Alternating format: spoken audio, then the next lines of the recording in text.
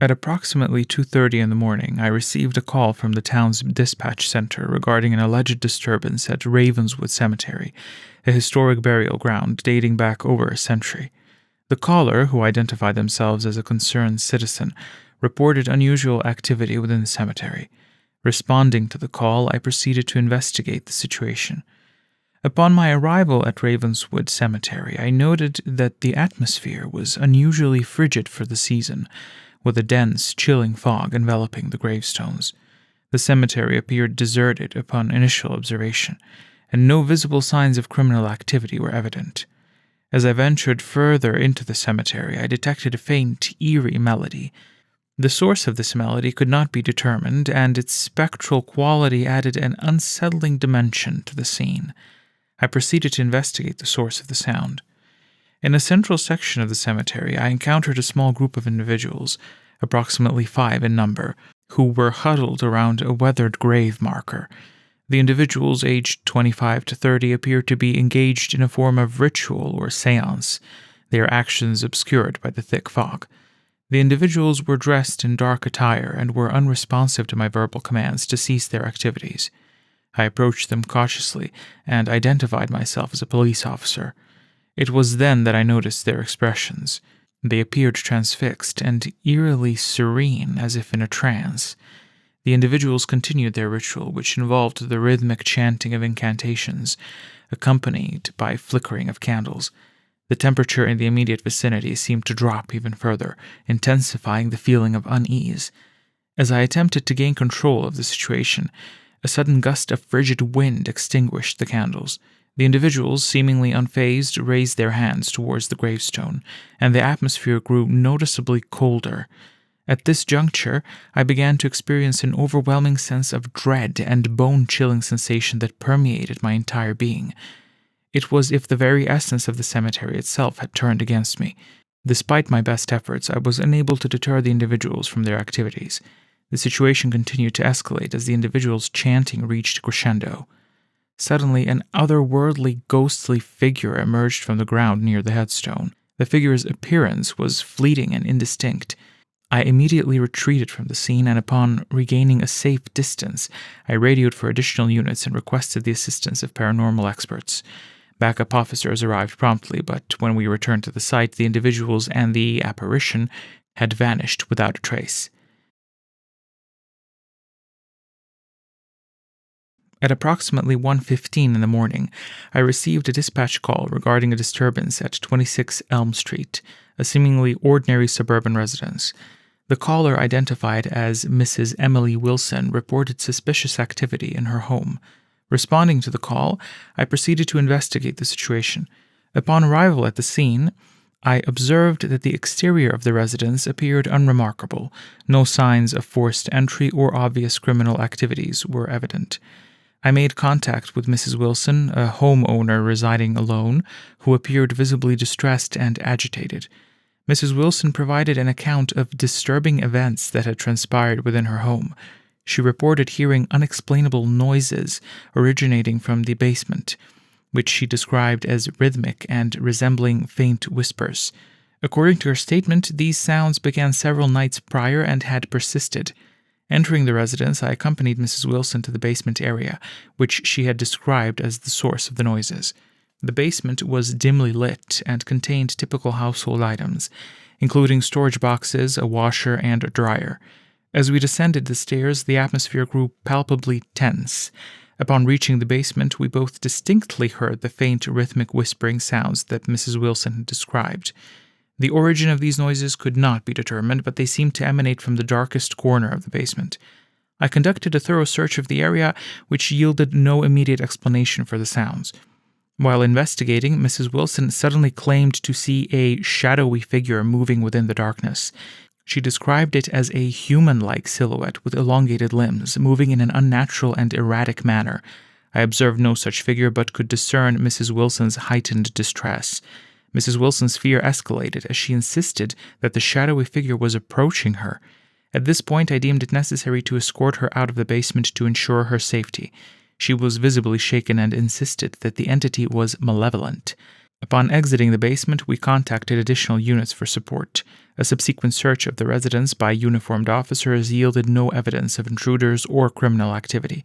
However, Mrs. Wilson's emotional state remained unstable and she requested to vacate the premises. The investigation into the disturbance at 26 Elm Street is ongoing. The unexplained whispering sounds and Mrs. Wilson's sighting of the shadowy figure remain unresolved. Residents are advised to execute caution and report any unusual activity to local authorities. At approximately 15 minutes before midnight, I received a distress call reporting suspicious activity at Harrow Song Manor, a notorious abandoned residence. The caller, who identified themselves as a concerned citizen, reported the presence of individuals trespassing on the property. Responding to the call, I proceeded to investigate the situation. Upon arrival at Harrow Song Manor, I observed a group of 6 individuals aged 18 to 20 gathered around the front entrance of the mansion. They were equipped with flashlights and appeared to be engaging in suspicious activities, consistent with trespassing. As I approached the group, I identified myself as a police officer and instructed them to halt their actions. The individuals complied with my instructions and were cooperative. They informed me that they had voluntarily entered Harrow Song Manor with the intent of spending the night. Their stated purpose was to investigate the reputed paranormal activity and curses associated with the property. As I questioned the group further, they revealed that they had experienced eerie phenomena while inside the mansion, including mysterious sounds and apparitions. They claimed to have discovered a hidden room containing portraits and a diary detailing a tragic history of the property. During the course of my investigation, I also detected a drop in temperature within the mansion, which, while not necessarily indicative of paranormal activity, added to the unsettling atmosphere. While interviewing the group, they described encountering a ghostly figure resembling a woman in tattered clothing. This entity warned them to leave the premises. Despite the warning, the group decided to continue their exploration, believing the encounter to be a product of their imagination. As the night progressed, the situation escalated. Doors within the mansion reportedly slammed shut and the windows darkened. The group alleged that the ghostly figure reappeared, her presence becoming increasingly malevolent.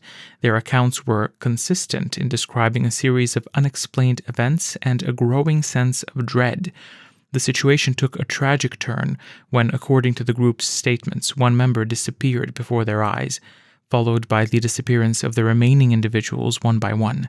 Their panicked screams were, quote, heard echoing through the mansion. In light of the eerie occurrences and the apparent distress of the individuals involved, I immediately contacted backup and requested assistance from paranormal experts and search and rescue teams. A thorough search of Harrow Song Manor was conducted, but no trace of the missing persons was found.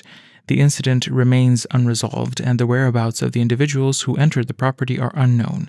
Harrow Song Manor remains an area of concern and caution for the public.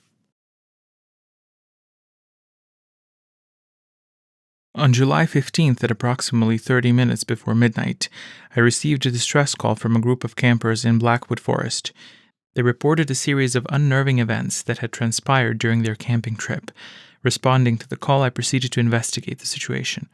Upon arrival at the campsite, I was greeted by a group of 5 campers, all of whom appeared visibly shaken and fearful. They explained that they had set up their campfire earlier in the day and had planned to spend the night in the forest. However, shortly after nightfall, they began to experience a series of chilling occurrences. The campers described hearing eerie, whispered voices emanating from the dense woods surrounding their campsite. These voices seemed to call their names, imitating the voices of their loved ones.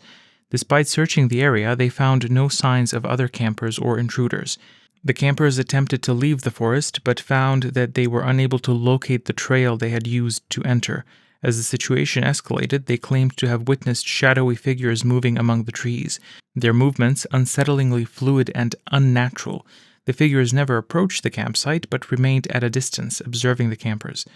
Attempting to maintain their composure, the campers made an emergency call to report their distress.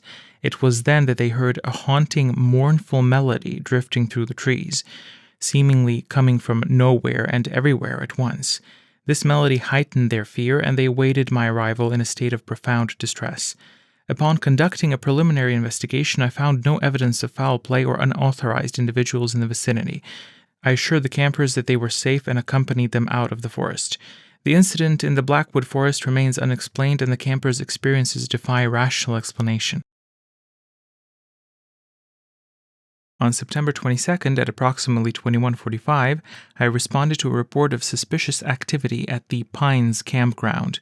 The caller, Mr. Jonathan Turner, reported unsettling occurrences involving an unknown individual.